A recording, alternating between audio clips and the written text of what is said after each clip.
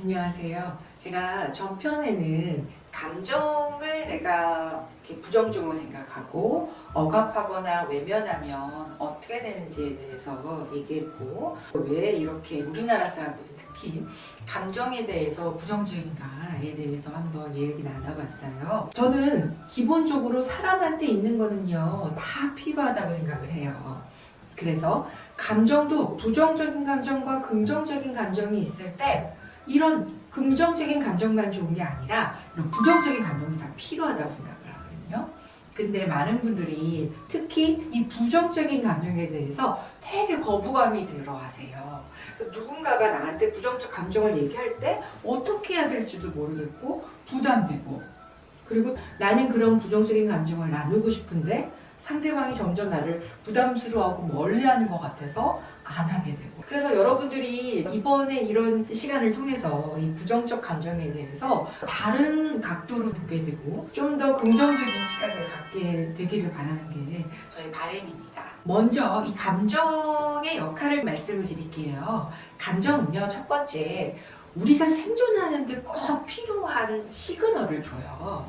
네, 예를 들면 불안이라는 감정을 볼게요. 우리가 제일 힘들어하는 게 사실은 이 불안이라는 감정이거든요. 근데 저한테 이렇게 말씀하세요. 어떤 분은 선생님, 저 진짜 불안을 안 느끼게 해주세요. 그러면 그분한테 불안을 안 느끼게 되면 죽게 되거나 기능을 상실하게 됩니다. 무슨 말이냐면 많은 분들이 힘들어하는 이유가 너무 불안해서 그렇거든요. 그런데 이렇게 너무 불안하지 않아도 문제가 된다는 거죠. 예를 들어 볼게요. 시험이 다가오는데도 불안하지 않으면 어떻게 될까요? 시험 준비를 안 하겠죠. 그러면 학점이 떨어지고, 학점이 안 좋으면 나중에 취업하는 것이나 내 스스로에 대한 자신감이나 자부심도 잃게 되고 여러 가지 문제가 많지 않을까요? 두 번째는 횡단보도를 건너는데 신호등을 지키는 이유는 우리가 그게 법칙이기도 하지만 신호등을 지키지 않고 그냥 건너면 사고가 날 것이다 라고 하는 그런 두려움과 불안 때문이라는 거죠. 만약에 우리가 불안하지 않아요. 왠지 나는 이거를 건너도 사고가 안 날 것 같아. 그러면 어떻게 될까요? 그냥 건너겠죠. 그냥 건너다 보면 사고가 날 확률이 그렇지 않은 사람보다 높아지게 된다는 거예요. 네, 마지막으로 하나 더 볼게요. 우리가 통증을 못 느끼는 것 같아요. 여러분, 통증 안 느끼면 좋을 것 같죠?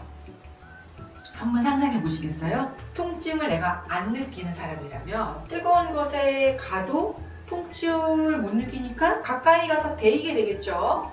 내가 암에 걸렸어도 거기에 따른 통증이 없으니까 병원에 안 가겠죠? 몸살이 와서, 감기가 와서 몸이 아픈데도 통증을 못 느끼면 쉬지 않게 되겠죠.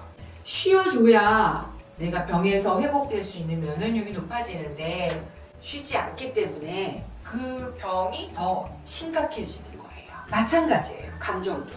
불안을 느껴야 대비하게 돼서, 준비하게 돼서 나를 안전하게 할 수 있거나 내 능력을 키울 수가 있죠. 그리고 만약에 내가 외로움을 못 느낀다고 생각해 보세요. 친구에 대한 소중함을 알까요? 제가 지난번에 말씀드렸던 것처럼 인간은 관계를 통해서 심리적 욕구를 충족시킨다고 하고, 그런 심리적 욕구가 충족이 돼야 정신적으로 건강하죠. 그래서 외로움은 내가 심리적 욕구를 관계를 통해서 채우게 하기 위한 시그널이라는 거예요.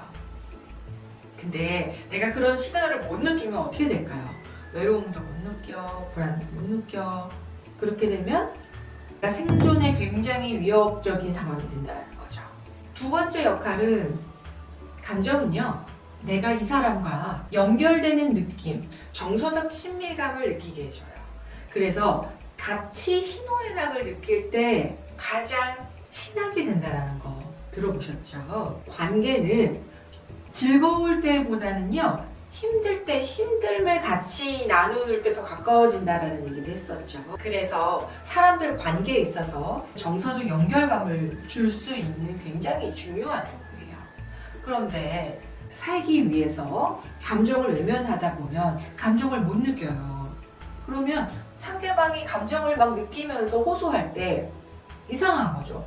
아니 그게 그렇게 슬픈 일이야? 어차피 안 되는 건 잊어버려야지 라고 굉장히 이성적으로만 얘기하게 된다는 거죠. 그래서 둘의 친밀감이나 둘의 연결고리가 사라질 수 있어요. 세 번째는요, 의사소통 대화를 할 때요, 더 많은 정보를 줘요. 제가 한번 얘기를 해볼게요. 저는 동영상을 촬영하고 있습니다. 동영상을 촬영하고 나서 집에 갈 생각을 하니까 차를 타고 가야 되는데 어제 저녁에 카센터에다 차를 맡겨놔서 차를 찾고 가야 될 것 같습니다. 라고 말할 때요 하고요.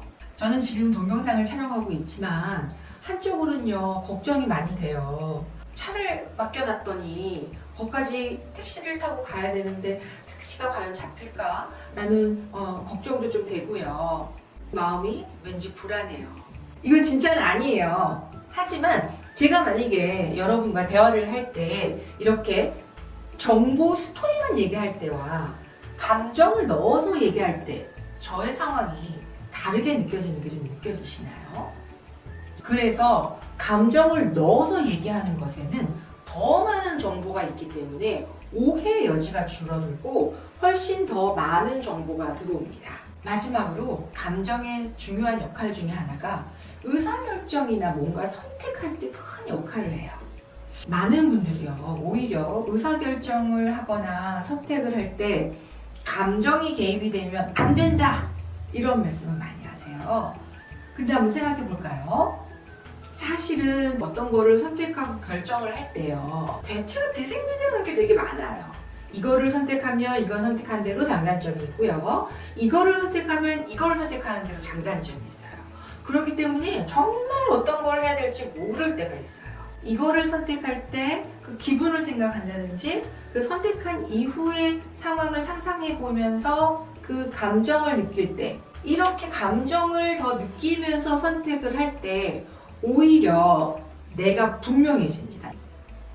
여러분들이 충동적인 것과 내가 선택할 때 감정에 잘 집중해서 선택하고 내 감정을 알아차리면서 선택한다는 건 굉장히 다른 거기 때문에 오히려 충동적으로 선택하지 말라는 것과 혼돈하지 않으시는 게 좋을 것 같아요. 네, 오늘 이렇게 감정의 역할 4가지에 대해서 살펴봤습니다. 여러분들 감정 정말 중요하죠?